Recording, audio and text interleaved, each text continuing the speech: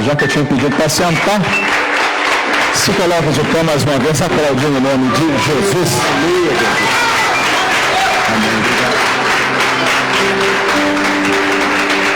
Glória a Deus.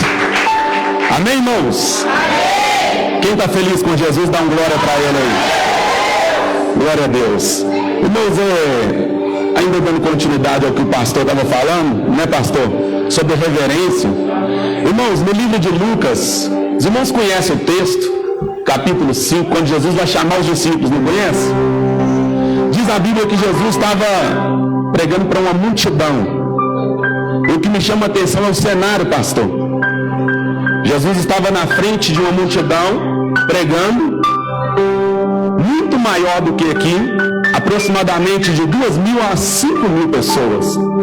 E nas suas costas, o mar. Jesus não era um pregador que pregava gritando. Pelo seu estilo de vida, quando a gente lê a Bíblia, dá para entender isso. Barulho da onda, 5.000 pessoas aproximadamente, uma época que não tinha microfone, não tinha caixa de som, mas todos ouviam o que ele falava. Escuta, como que eles ouviam?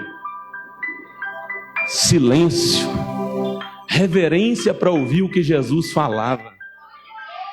A Bíblia diz que quanto mais sábio foi o pregador, tanto mais ao povo ensinou. Eu fico imaginando como que era ouvir Jesus falar. Imagina aquela multidão, o barulho das águas atrás. Não tinha microfone. Você lá no fim da fila, no meio de 5.000 pessoas aproximadamente, e ouvir Jesus pregar.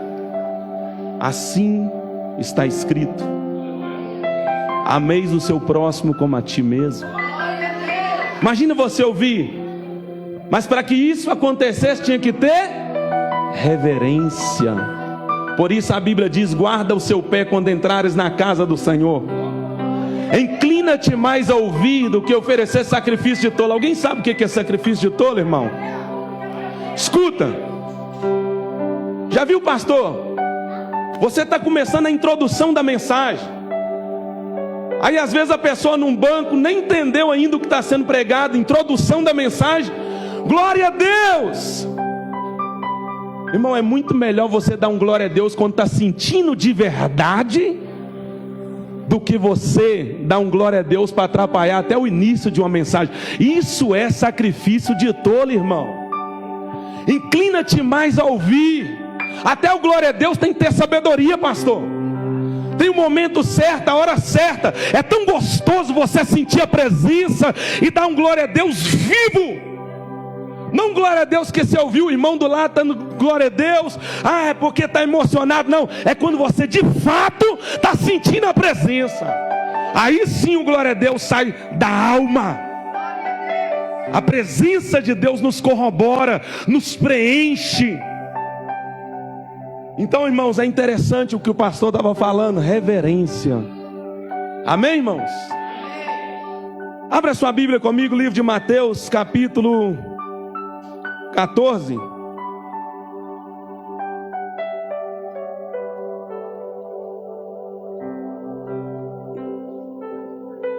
Capítulo 14, versículo de número 22. Acredito que alguns dos irmãos já conhecem o texto, né, irmãos? Vou adiantar o tema do texto para perguntar se alguns dos irmãos conhecem. Jesus anda por cima do mar. Quem conhece, irmãos? Deixa eu ver. Glória a Deus. Vi que a maioria dos irmãos conhece. Deixa eu fazer outra pergunta. Você acha possível um ser humano andar em cima das águas, irmão? É possível? É impossível, irmãos. Só que aqui nós não temos um texto que parte de algo natural, mas fala de algo sobrenatural. Porque o que acontecia na vida de Jesus, assim como vai citar o texto aqui, a vida de Jesus por completa, repleta de milagres, transcendia esse mundo natural que a gente vive. Ou seja, não era apenas um nível terreno, passava do terreno para o espiritual. Nós vamos entrar nas entrelinhas desse texto e vamos perceber revelações aqui na qual Deus vai falar comigo e com você. Capítulo 14, versículo 22, Mateus. Jesus anda por cima do mar. E logo ordenou Jesus que os seus discípulos entrassem no barco e fossem adiante para outra banda, enquanto despedia a multidão. E despedida a multidão, subiu ao monte para orar à parte. E chegada já a tarde, estava ali só. E o barco estava já no meio do mar, sendo açoitado pelas ondas, porque o vento era contrário. Mas à quarta vigília da noite, dirigiu-se Jesus para eles, caminhando por cima do mar. E os discípulos, vendo-o caminhar sobre o mar, assustaram-se, dizendo: é um fantasma, e gritaram com medo. Jesus, porém, lhes falou logo, dizendo: tende bom ânimo, sou eu, não temais. Respondeu-lhe Pedro e disse-lhe: Senhor, se és tu, manda-me ter contigo por cima das águas. E ele disse: vem. E Pedro, descendo do barco, andou sobre as águas para ir ter com Jesus. Mas sentindo o vento forte, teve medo, e começando a ir para o fundo, clamou dizendo: Senhor, salva-me. E logo Jesus, estendendo a mão, segurou-o e disse-lhe: homem de pequena fé, por que duvidaste?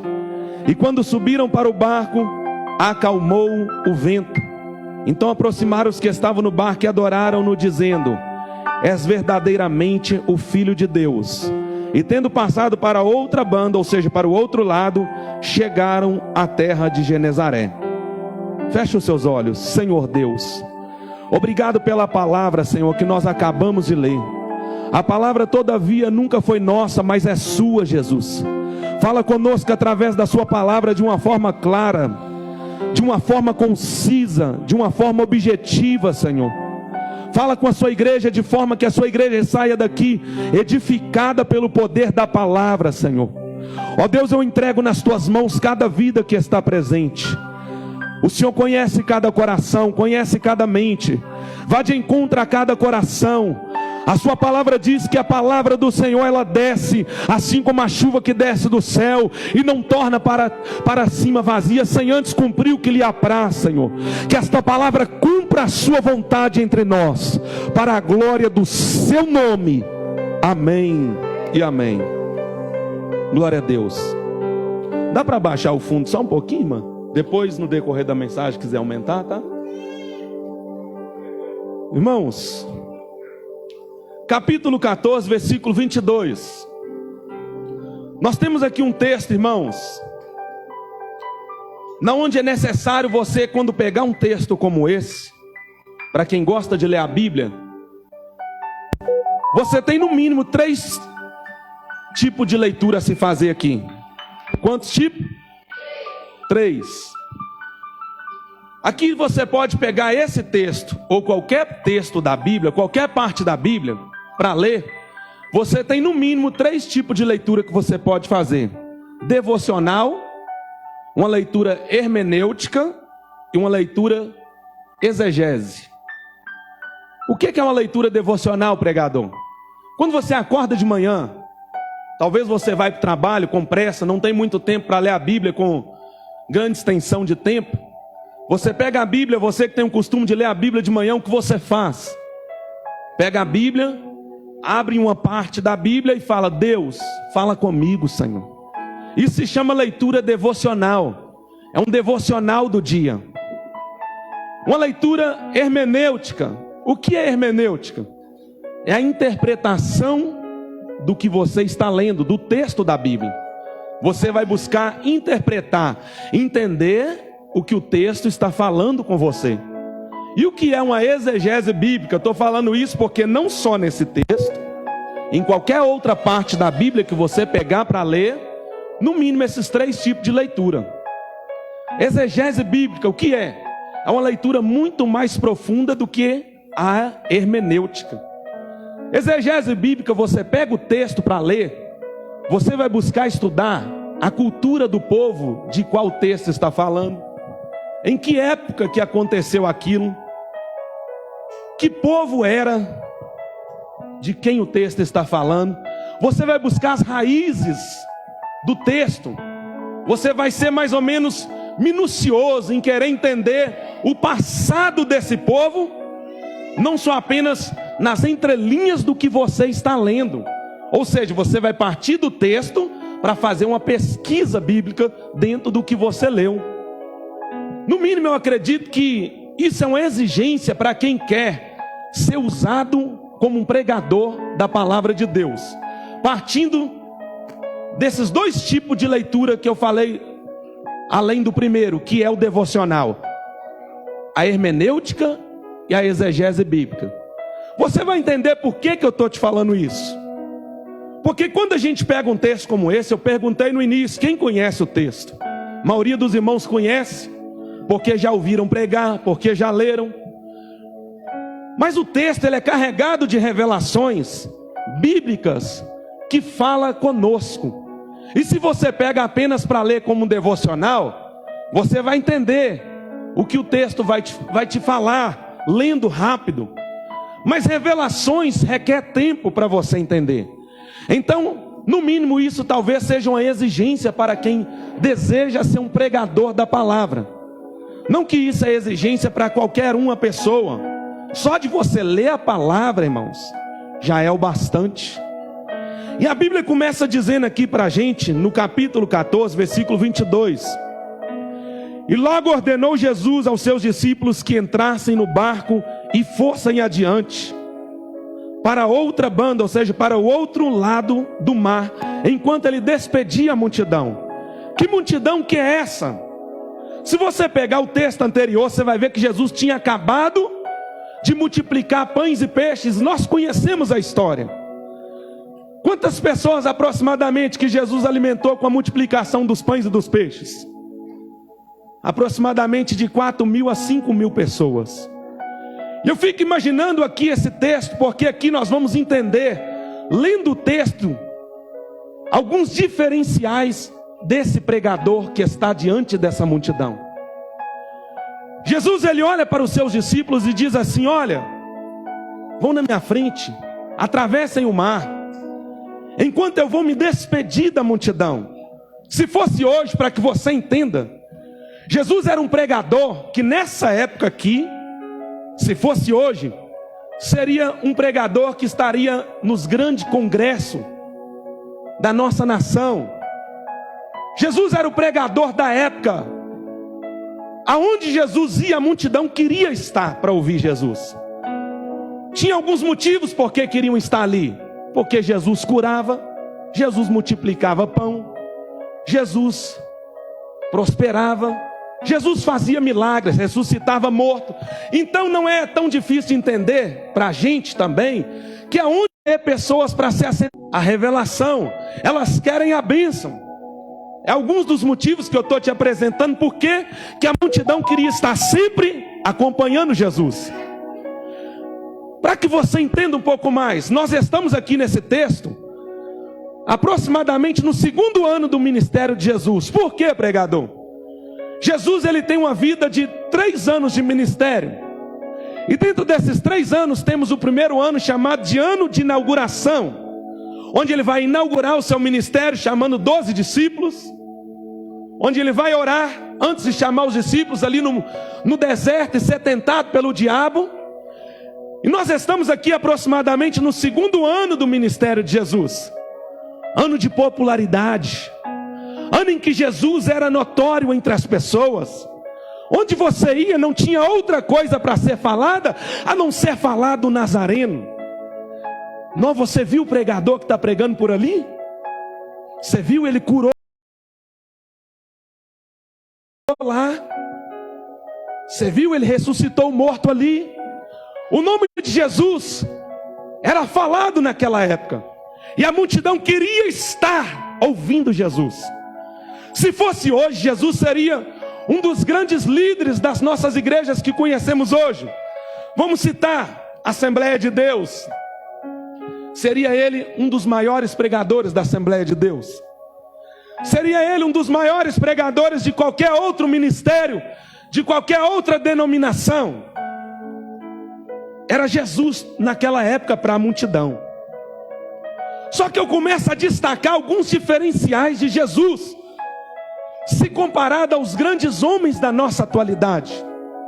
Repare que o texto vai dizer que Jesus, ele tinha acabado de multiplicar, como eu disse no capítulo anterior, no texto anterior, melhor dizendo, ele tinha acabado de multiplicar pão e peixe para a multidão. E a mensagem emenda no texto que lemos. Aí ele olha para os discípulos e fala assim: olha, atravessem para o outro lado, vão na minha frente, enquanto eu vou despedir da multidão. Aqui a gente começa a perceber alguns diferenciais de Jesus se comparado aos grandes pregadores da nossa atualidade. E quais são eles? Jesus, apesar de ser um cara da época que era popular, ele ainda tinha tempo para conversar com a multidão. Quantos pregadores que após alcançar a honra ministerial, alguns deles após pregar em grandes congressos ou em igrejas lotadas, o que ele quer é apenas entrar na sua nave, no seu carro, e o que espera ele talvez é uma picanha em um dos restaurantes 5 estrelas. Quando não muito longe, talvez alguns entrar num avião e viajar embora para sua terra feliz.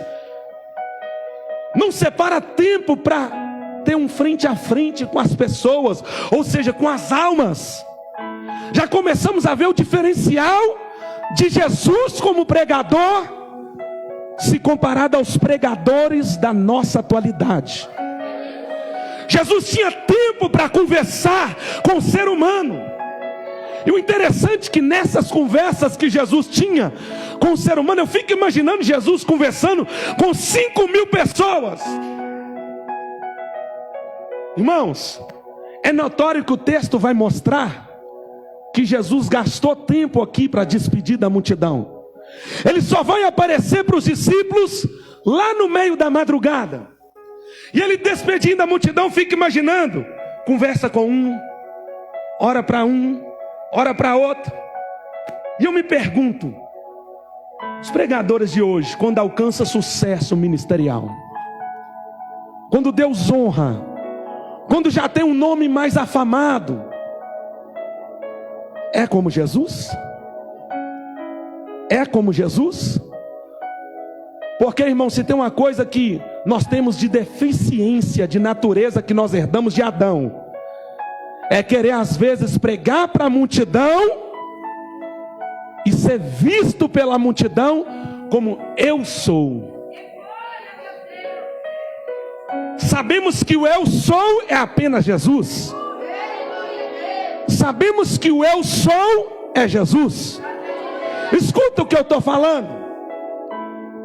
Um pregador, ele nunca deve pregar em uma igreja com a esperança de querer voltar ali naquela igreja, com a intenção de querer que o seu nome seja falado entre a igreja. Jesus, quando percebia que o seu nome estava sendo falado demais, ele se retirava para os montes e ia orar, porque Jesus sabia que quando o nome é falado, é perigoso.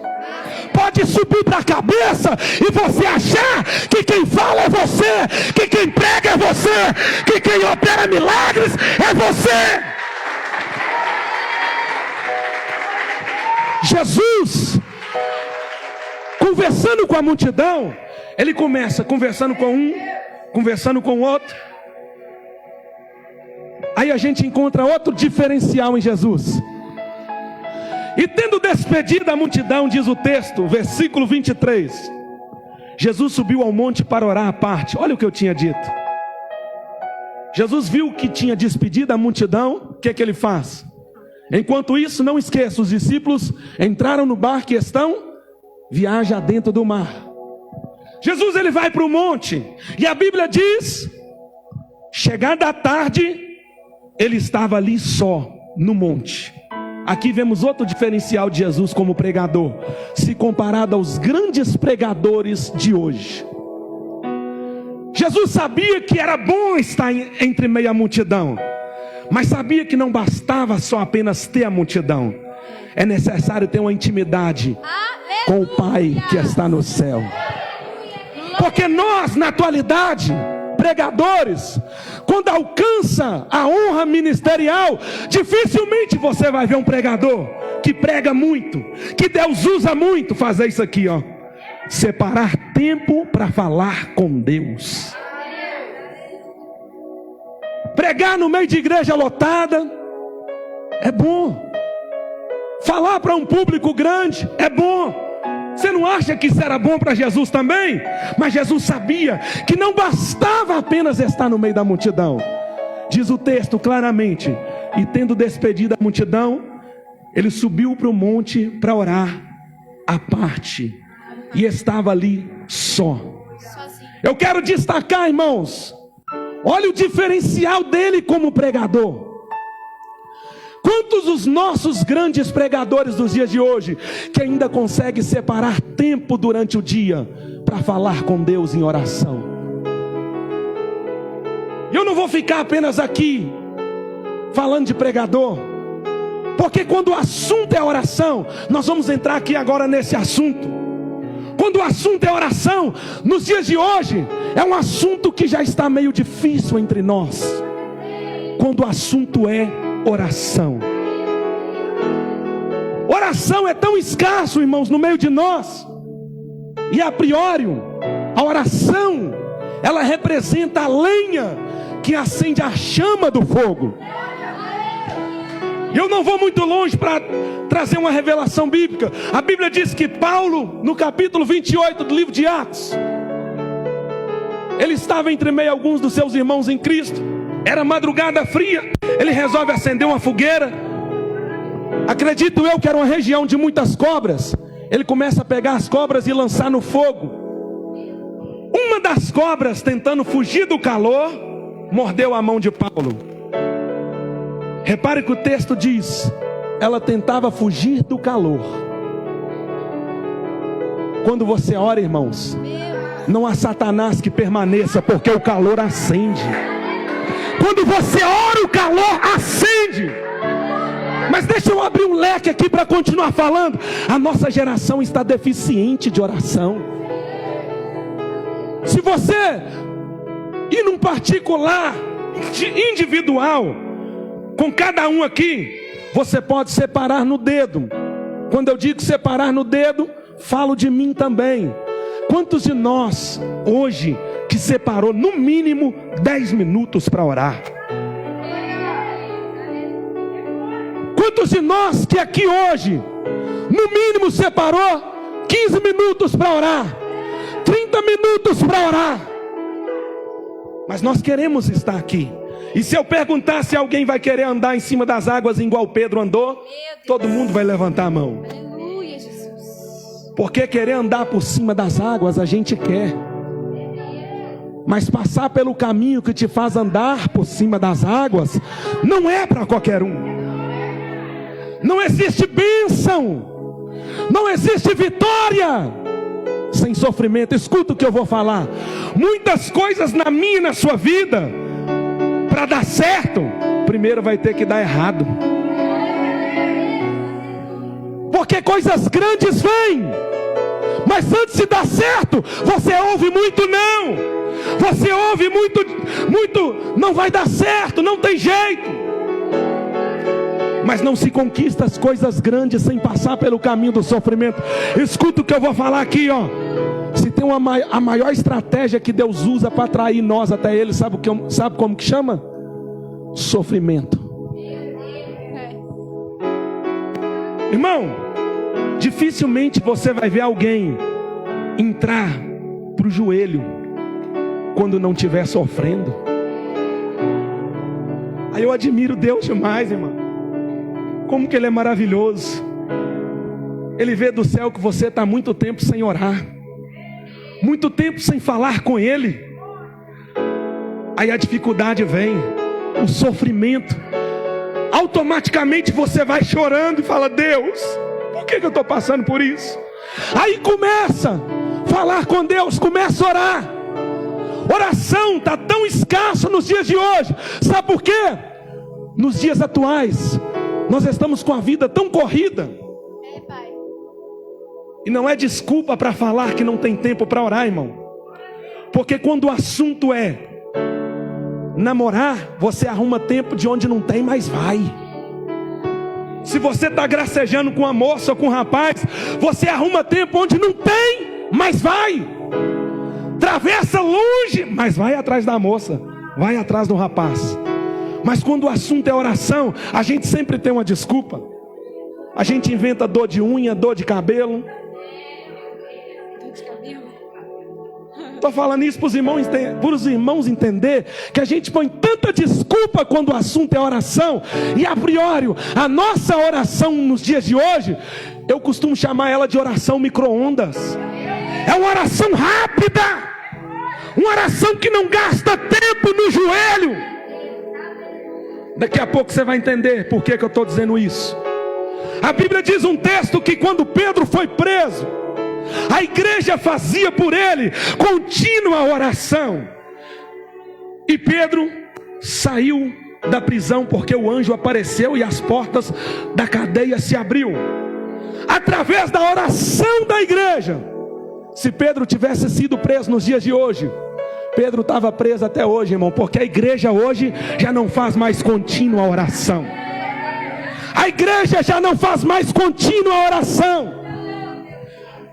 Nós temos hoje tanta distração no nosso dia: Facebook, WhatsApp, videogame, Netflix, Free Fire e por aí lá vai.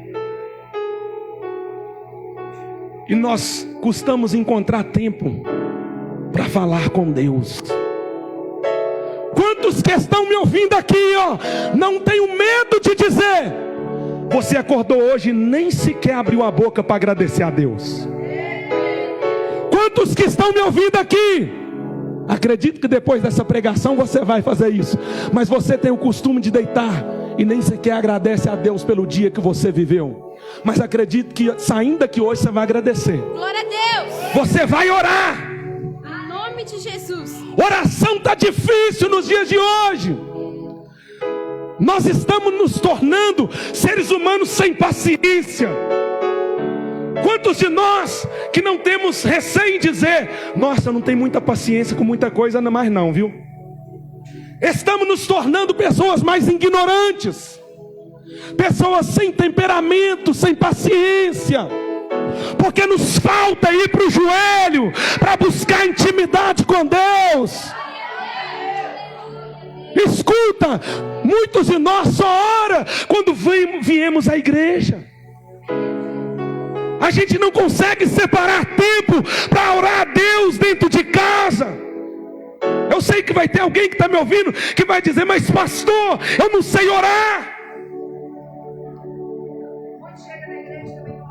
Irmão, orar é falar com Deus. Assim como se eu quero conhecer o varão, como é que é seu nome, varão? Se eu quero conhecer o João, o que é que eu tenho que fazer? Não conheço. Eu tenho que ter diálogo. Aleluia! Você quer ter intimidade com Deus, mas não tem diálogo com Ele. Você quer ter intimidade com Deus, mas não quer ter diálogo. Quer andar sobre as águas, mas não quer ter diálogo. Quer viver o sobrenatural, quer ser honrado, quer prosperar, mas não quer ter diálogo. Porque o nosso defeito escuta aqui, o nosso maior defeito é querer as coisas primeiro do lado de fora. Enquanto isso, Deus está lutando para a gente ser mudado aqui dentro. Deus está lutando com muitos de nós para ser mudado aqui dentro. Escuta, segura. E às vezes nós queremos ter aqui do lado de fora para mostrar que temos. Grande é o Senhor. A ótica de Deus é inversa. Você precisa ser primeiro para depois ter do lado de fora. Aleluia! Lembra do versículo que o pastor leu aqui no começo? Buscai primeiro o reino de Deus e a sua justiça. Aleluias. As demais coisas vos serão acrescentadas. Irmão, baseado nesse versículo, você consegue observar os tipos de mensagem que é pregada nos dias de hoje? Uma minoria que ainda prega sobre o reino dos céus, mas a grande maioria por aí tem pregado só sobre as demais coisas. Deus vai te dar, Deus vai te abençoar, irmão. Deus dá. Maravilha. Deus abençoa sim, irmão. Mas primeiro Ele quer que você seja mudado aqui dentro, ó. Sabe por quê? Escuta, não adianta você ter do lado de fora se não teve mudança dentro do coração. Não adianta você ter o que você quer aqui fora se não foi mudado por Jesus aqui dentro.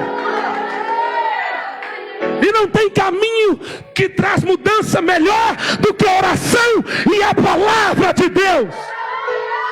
Oração e palavra.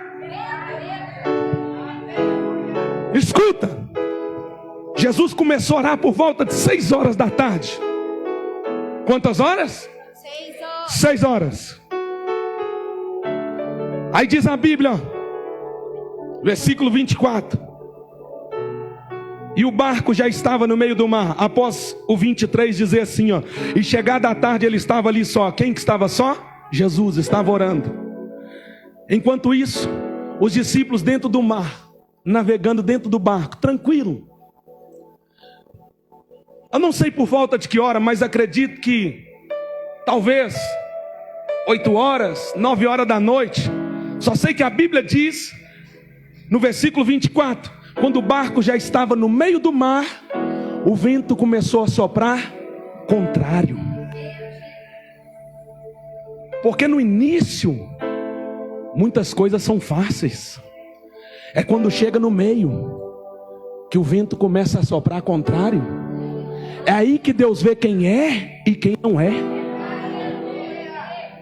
Porque quando o vento começa a soprar contrário, muitos voltam, muitos desistem. No meio do mar, o vento começou a soprar contrário. E os discípulos desesperados, imagina eles dando braçada daqui, braçada de lá, tirando balde de água de dentro do barco, o braço cansado. Aí a Bíblia diz, mas a 4ª vigília da noite apareceu. Jesus dirigiu-se para eles caminhando por cima do mar. Eu vou te explicar. Jesus começou a orar que hora, irmão? 6 horas, aproximadamente 6 horas à tarde. Ele aparece na 4ª vigília. Nós estamos aqui em um texto que foi vivido em uma época que o Império Romano predominava as leis. Entre os judeus, as vigílias eram divididas em 3 turnos. Entre os romanos era dividida em 4 turnos. A primeira vigília começava entre os romanos às 6 horas da tarde, terminava 9 da noite. A segunda começava 9, terminava meia-noite. A terceira começava meia-noite, terminava 3 da manhã. E a 4ª começava 3 da manhã e terminava às 6 da manhã. Jesus começa a orar às 6 horas da tarde e só termina de orar às 6 horas da manhã. Tem como questionar um homem desse andar por cima das águas? 12 horas de oração. Lembra do que eu falei? Eu não estou falando de oração pé de chinelo, não. Não estou falando de oração ralé, micro-ondas, não. Estou falando de um homem que gastou tempo para orar 12 horas. Escuta, olha o diferencial dele, ó. Olha o diferencial dele como pregador. Acabou de pregar para a multidão e foi ter intimidade com Deus. 12 horas de joelho. Rapaz, subcalavassia. 12 horas de oração. Isso aqui é pregador, irmão. Isso aqui é pregador. E nós aqui em cima dos púlpitos achamos que somos nada, irmão. Estamos começando, estamos aprendendo. Aí me vem uns cabeçudos que acham que entra na igreja e se sente melhor do que as pessoas aí embaixo porque tem uma palavra boa. Mas não é como Jesus nunca, que conseguia ter tempo para falar com as pessoas. Tinha tempo para orar, ter intimidade com o Pai. 12 horas de oração. E o vento era contrário. Aí lá vem Jesus andando por cima das águas. De madrugada, na quarta vigília, aproximadamente 6 horas da manhã. De noite, não tinha luz naquele lugar. Tinha um conto entre os romanos que dizia que quem morria nas águas daquele mar voltava para assombrar os pescadores que pescavam ali pela madrugada. Quando os discípulos olharam para Jesus, eles acreditaram no conto que os romanos contavam. Olharam para Jesus e disseram: é o fantasma, socorro, vai nos pegar. Escuta o que eu vou falar aqui, ó. Eu estou falando de homens que não eram romanos, homens judeus, homens que eram crentes. Só que na hora do vento contrário, quem está sem oração acredita em tudo que o mundo fala. Quem está sem oração acredita que não pode deixar chinelo virado. Acredita que não pode contar a estrela senão dá berruga. Acredita no conto dos romanos.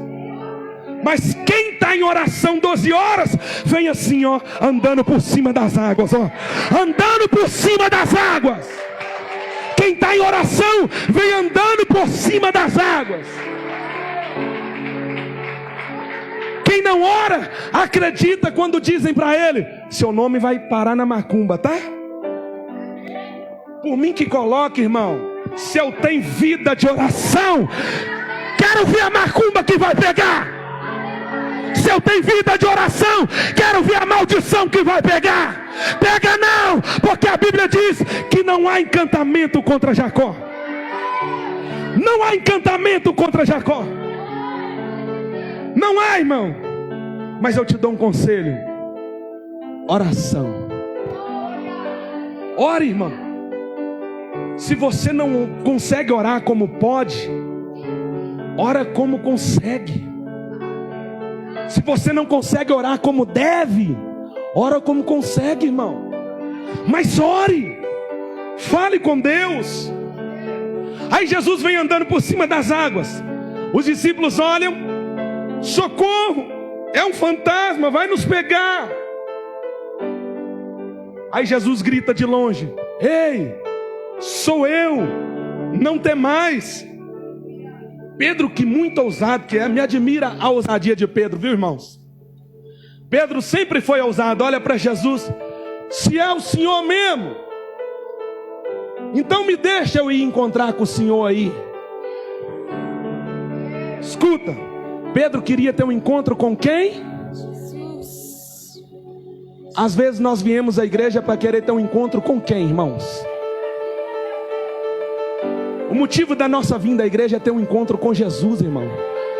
Não é ter um encontro com os aplausos, ter um encontro com a multidão.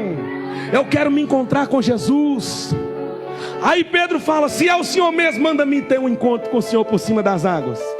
Aí Jesus olha para Pedro e fala: vem, Pedro. Pedro olha para Jesus e vai, ó, irmãos. Só que eu imagino a cena.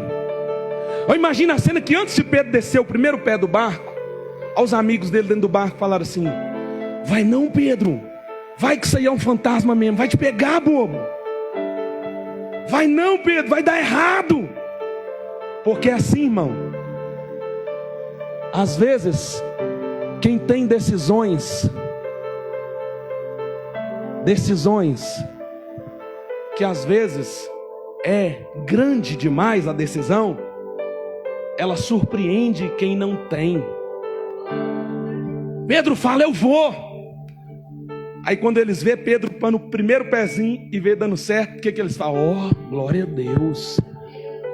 Porque fazer o que Pedro faz, ninguém teve coragem. Mas quando está dando certo, ó, glória a Deus. O que me admira em Pedro é a ousadia, a coragem, a audácia dele. Sabe por quê? Pedro quando fala com Jesus, se é o Senhor mesmo, manda-me ir ter com o Senhor por cima das águas. Sabe por que Pedro disse isso? Porque Pedro não queria apenas observar o que estava acontecendo, ele queria sentir o que estava acontecendo. E aqui no meio de nós tem pessoas que também são assim. Você não apenas quer observar o ambiente, você quer sentir o que Jesus está fazendo no ambiente. Mas não é a maioria, é a minoria. Você não quer apenas observar, quer sentir o ambiente, sentir o que Jesus está fazendo. Aí a gente vê o diferencial no meio da igreja. Por que às vezes o culto está acontecendo e nem todo mundo está sentindo? Nem todo mundo fala em línguas. Não é que isso seja uma obrigação. Por que nem todo mundo sente? Porque às vezes tem alguém que está aqui ouvindo a palavra, irmão, mas ele não quer nem saber de culto. Ele está doidinho para chegar em casa, já está pensando no que é que vai assistir quando chegar em casa, está pensando no que é que vai comer. Ele está doido que o pastor termine logo de pregar. Ele não está interessado muito nesse assunto de pregação. Aí é por isso que a gente vê o diferencial na vida de alguns, que você observa e ele está sentindo. Por quê? Ele não veio apenas para observar, ele quer sentir o que Deus está fazendo. Ele quer sentir o que Jesus está fazendo. Esse era Pedro. Esse era Pedro. Aí Pedro vai andando por cima das águas. Vai andando. A Bíblia diz que o vento começou a soprar forte, os pés, as canelas de Pedro. E Pedro olhando para Jesus, de repente ele começa a olhar o vento contrário, e ele começa a afundar. E isso também é assim na nossa vida. Às vezes algo está dando certo, porque a gente está olhando para Jesus. Mas quando o vento contrário começa a soprar, ao invés da gente continuar olhando para Jesus, a gente começa a dar atenção para o que o vento contrário está fazendo. A gente começa a dar atenção para o que o vento contrário está dizendo. Não vai dar certo não. Aí quando você começa a olhar para o que o vento contrário está falando, você deixa de olhar para Jesus. E quando você imagina, você menos pensa que não, você está afundando. E nessa hora eu imagino Pedro afundando aqui, irmãos, suponhamos que aqui é o mar. Aí Pedro afundando, estava andando tranquilo, começou a afundar. Imagina dentro do barco. Eu fico pensando, irmão, ninguém de lá teve coragem de pular para ajudar Pedro. Ninguém. Nessa hora eu fico imaginando a cena. Eu falei para você, Pedro, eu sabia que ia dar errado. Porque é assim, irmãos, tem gente que não tem coragem de fazer, mas quando você pega e faz, e começa a dar certo, eles aplaudem. Mas está doido que dá errado para falar, eu sabia que ia dar errado, eu sabia que não ia conseguir. Tem gente que está doidinho para ver você cair, irmão. Está doidinho para ver você afundar. Imagina dentro do barco. Eu tinha falado com ele para ele não ir, mas ele foi. Só que antes de Pedro terminar de afundar o corpo por inteiro, apenas com a cabeça por cima da água, Pedro fala assim: Senhor, me salva. Jesus dá mais alguns passos e faz isso aqui, irmãos, enfia a mão dentro da água e começa a puxar. Escuta isso aqui, que isso aqui é forte demais, irmãos. Tem momento na vida que você está afundando. Não foi Pedro que estendeu a mão para Jesus. Você não tem forças para segurar em Jesus. Eu não sei o que te levou a afundar, mas eu sei qual é a mão que vai se segurar em você e vai te trazer para cima de volta. Eu não sei o que tem levado você a afundar, mas a mão que está aqui tem poder para segurar em você e te trazer para cima de volta. Escuta isso aqui, irmãos. Tem muita gente que está doido para você terminar de afundar. E às vezes é pessoa que está dentro da sua casa, às vezes é pessoa que está dentro da igreja, está doido para ver você terminar na ruína. Tem gente que sabe que você errou e está batendo palmas que você errou, porque tinha temor de ver Deus te usando em cima do altar, tinha temor de ver Deus te honrando. E Pedro estava afundando, não teve força para estender a mão. Jesus fez isso aqui, segurou a mão de Pedro e começou a puxar. Eu imagino que nessa hora Jesus cantando para Pedro: se o mar te submergir, a minha mão te traz à tona para respirar. Enquanto isso, dentro do barco, quem estava desejando ver você morrer vai ter que ver Jesus te trazendo por cima. Jesus vai te trazer por cima, escuta. Se o mar te submergir, a minha mão te traz à tona pra respirar.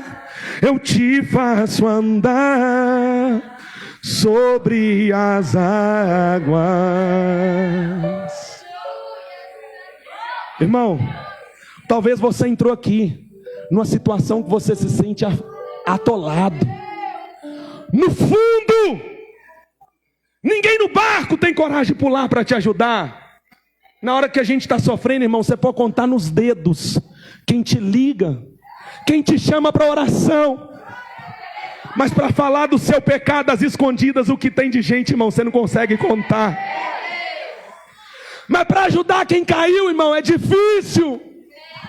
Ajudar quem afundou, ninguém quer pular lá dentro para ajudar. Irmão, se não fosse por Jesus, a gente já estava para lá do inferno, irmãos. Porque na boca do povo a gente vira cobra, vira largato, a gente vira tudo enquanto há. Só que na boca de Deus, a Bíblia diz: para mim ele é um vaso escolhido. Para mim ele é um vaso escolhido. Escuta, já estou terminando. Pode continuar o solo aí, o fundo, irmã. Escuta. Aí Jesus segura a mão de Pedro. E a Bíblia diz que só depois que eles entraram no barco, que Jesus acalmou o vento e a tempestade.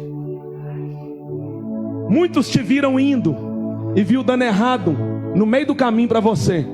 Viu que você afundou e bateram até palmas. Ninguém teve coragem de te ajudar. Mas vão ter que ver você se erguendo de novo. E você vai voltar de novo no mesmo lugar. Só que você não vai voltar sozinho. Você vai voltar de mãos dadas com Jesus. Você vai voltar de mãos dadas com Jesus. Escuta, porque o mistério é mais forte ainda. O mistério é forte. A Bíblia diz que só depois que entraram no barco, que Jesus olhou para o mar e para o vento e disse: aquieta-te, mar. Cala-te, vento. Eu fico imaginando a cena, porque eu sou um pregador que gosta de imaginar o cenário. As ondas mais altas do que esse teto. Imagina Jesus e Pedro de mão dada, andando em cima daquelas ondas altas. Vinha uma onda, Jesus falava: vamos pular mais essa comigo, Pedro. Porque diz a Bíblia que ele vem saltando sobre os montes, ó, e pulando sobre os outeiros. Aquele que vem pulando e saltando sobre os montes, segura na sua mão hoje, e você vai voltar para o barco com ele. Você vai voltar de mãos dadas com Jesus. Vai voltar de mãos dadas com Jesus. Irmão, Jesus entra no barco, olha para o vento e fala: aquieta-te, mar. Cala-te, vento. A Bíblia diz no livro de João, quando Jesus conversava com Nicodemos, ele olha para Nicodemos e fala assim: o vento assopra onde quer. Ninguém sabe de onde vem e nem para onde o vento vai. Jesus estava falando de uma coisa natural, da natureza. Ninguém sabe de verdade de onde o vento vem. E ninguém sabe para onde o vento está indo.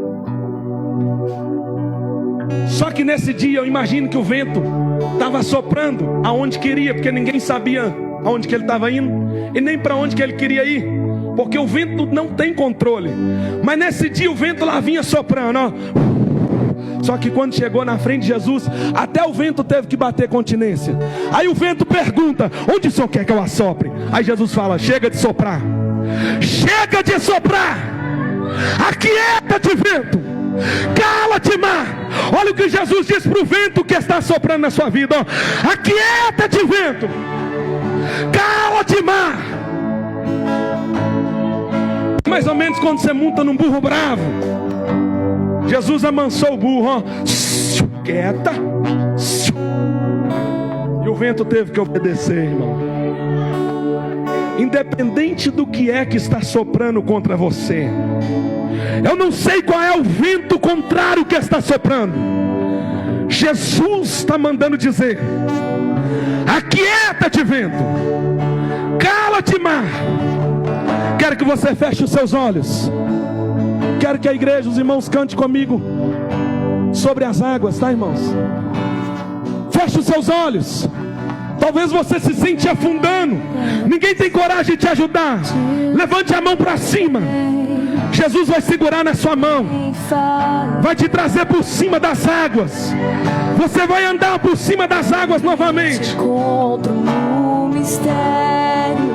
Aleluia, Jesus. Meio ao mar, confiarei. Aleluia, Deus. Das ondas olharei. Somente te confiarei. Seja o Espírito Santo do Senhor. Somente te descansarei, pois eu sou teu. Creia nisso, meu irmão. Creia nesta palavra.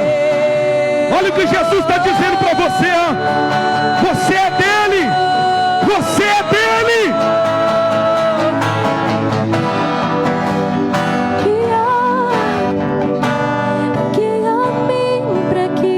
Aleluia, Jesus. Glória a Deus. Aleluia, Jesus. Águas eu caminho, por onde quer que chame.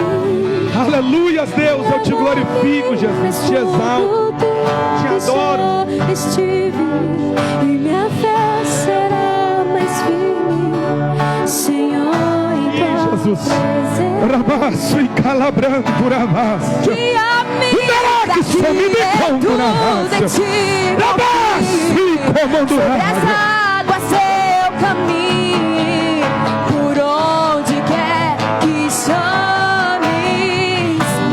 Leva-me mais fundo do que já estive, e minha fé será mais firme, Senhor, em tua presença. Guia-me para que em ti confie. Jesus quer te guiar por entre as águas, irmão. Jesus quer segurar em sua mão e te guiar por cima das águas. Sente essa presença da mão do Senhor segurando em sua mão. Sente a mão de Jesus te levantando, te erguendo novamente. Ele segura na sua mão e te ergue novamente. Aleluias. Creia nesta palavra, igreja. Para que em tudo em ti confie, sobre as águas eu caminho, por onde quer que chames. Leva-me mais fundo do que já estive, e minha fé será mais firme, Senhor, em tua presença.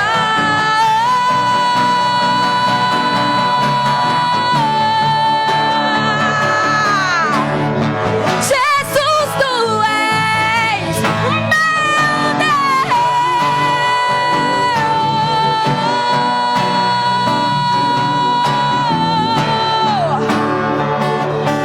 Deus. Aleluias. Aleluias. Irmãos, preste atenção aqui. Eu quero perguntar, quem entendeu a palavra, irmãos? Quem entendeu? A minha maior alegria, irmãos, é quando eu saio de uma igreja, pastor, eu vi que a igreja entendeu o que foi pregado. Não adianta, irmão, eu chegar aqui e pregar com a intenção de ver os irmãos falar em língua, pular. Até porque carrega um dito por aí, até entre os meus amigos pregadores, que diz que um pregador tem que pregar e tem que quebrar tudo, não é? Deus nunca chama ninguém para quebrar tudo. Deus chama alguém para consertar o que está quebrado. Deus levanta alguém para consertar o que está quebrado. Deus não é Deus que quebra tudo, porque quando Ele quebra para consertar. Irmãos, a minha maior alegria é ouvir da igreja que entendeu a palavra.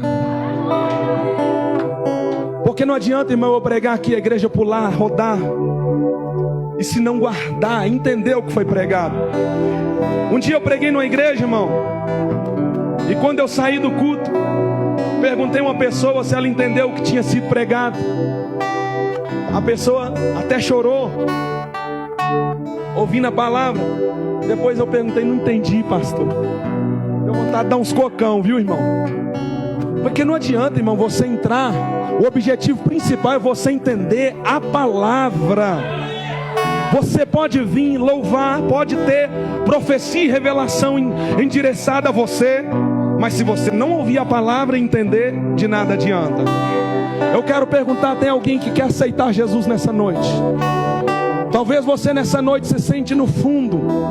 Jesus está te trazendo por cima e quer que você levante a sua mão e dê mais um passo para Ele. Tem alguém nessa noite que quer aceitar Jesus?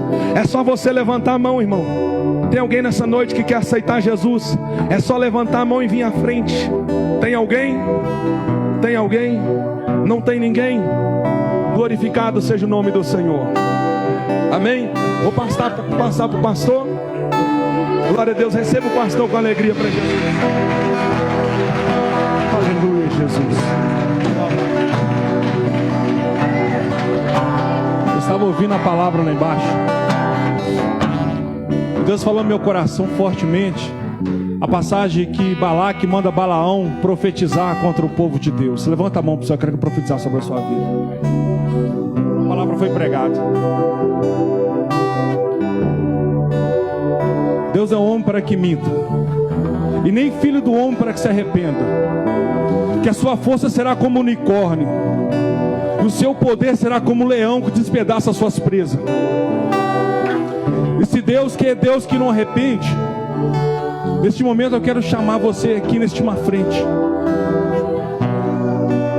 que quer fazer um encontro, buscar primeiro o reino dos céus e a sua justiça.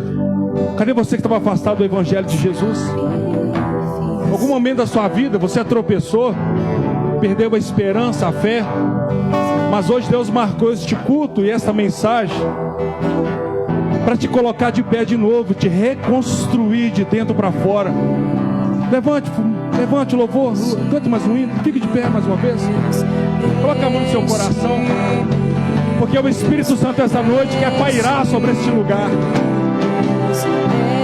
A terra estava sem forma e vazia, e o Espírito de Deus pairava sobre a face do abismo. O Espírito Santo está pairando esta noite sobre esse ambiente. O vazio que estava na sua alma, o Espírito Santo está entrando. Ele está iluminando a sua alma esta noite. Coloque a mão no seu coração esta noite. Coloque a mão. Jesus nos ensina que é do coração que procede todos os pensamentos. Enganoso é o coração, só o Senhor conhece. Oh, aleluia, Jesus. Até a primeira alma para Jesus aqui essa noite que precisa sair daqui com uma aliança renovada. Deus não errou quando te escolheu, não.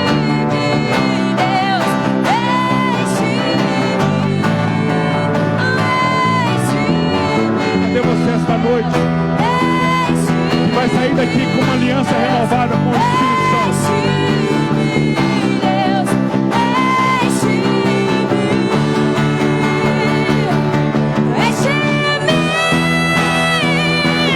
Até transbordar, derrama sua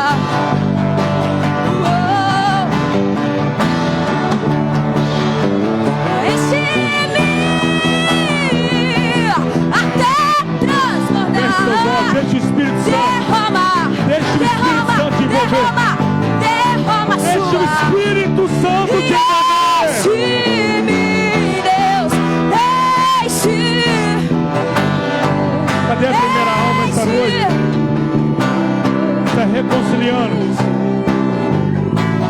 Cadê a primeira alma esta noite? Está reconciliando com os céus. Busque o reino dos céus primeiro. Busque o reino dos céus em primeiro lugar na sua vida. Que as outras coisas Deus coloca no lugar. Nunca se ouviu falar de um Deus zeloso, um Deus que guarda, um Deus que cuida. Oh, alabaxandarabacai. Eu estou sentindo uma unção nessa igreja esta noite. Eu estou sentindo uma graça aqui neste altar. Deixe-me, Senhor. Deixe-me, Senhor. Feche seus olhos, vamos agradecer ao Senhor. Espírito de Deus, obrigado. Obrigado porque sabemos que o controle está em tuas mãos, que nada foge da tua permissão, nada está oculto aos teus olhos. Somos a tua igreja, somos a tua noiva, que estamos sendo preparados em glória para encontrarmos contigo. Pedimos ao Senhor que derrame sobre nós uma porção dobrada, e que possamos ver no nosso meio, como a igreja de Atos, milagres, poder, prodígio, unção, palavra sendo derramada no nosso meio. Nós entregamos o domínio e o controle, e sabemos que sem o Senhor não podemos ir mais avante, não podemos conquistar nem vencer, se o Senhor não for adiante, Pai. Nós entregamos a glória, o domínio e a majestade ao Senhor. Esta igreja te adora, esta igreja te agradece, e sabemos que grandes coisas o Senhor ainda há de fazer no nosso meio. Por isso estamos felizes. E toda a igreja diga: aplaude a Jesus.